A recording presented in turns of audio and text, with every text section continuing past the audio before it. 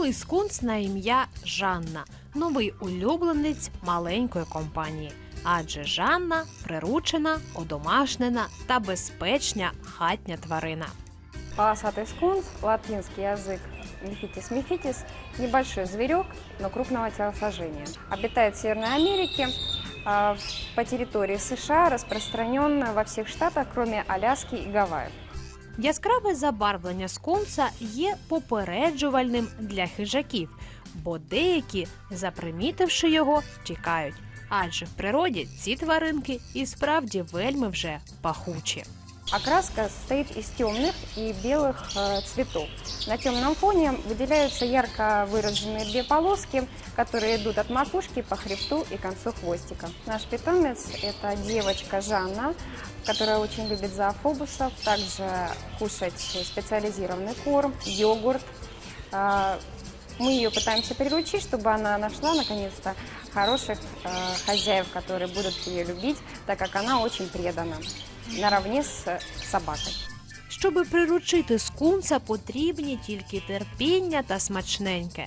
Все просто пропонуйте тварині смачне, взамін потрошку привчаючи її до ваших доторків і голосу. Можно потихонечку ее начинать гладить, вычесывать, так как у нее, как и у любых других животных, существует линька 2 раза в год. С руки сначала лучше не давать, так как может укусить, зубки у нее довольно-таки острые. Давая зоофобусов, это как главное лакомство нашей Жанночки, мы ее потихонечку массаж можем делать, вычесываем, гладим. До речі, щодо разючого запаху, в природі скунси ним захищаються, а от в неволі малюкам видаляють залози, які можуть продукувати небажаний секрет. Так как в природе им надо чем-то защищаться, у них существуют железы специальные пахучие, которые выделяют маслянистую жидкость. Она имеет запах отвратительный, похожий на тухлые яйца. Поэтому для того, чтобы приручить животное, и оно не приносило вред как хозяину, его одежде, его клетке, поэтому удаляют эти железы для удобства содержания и приручения.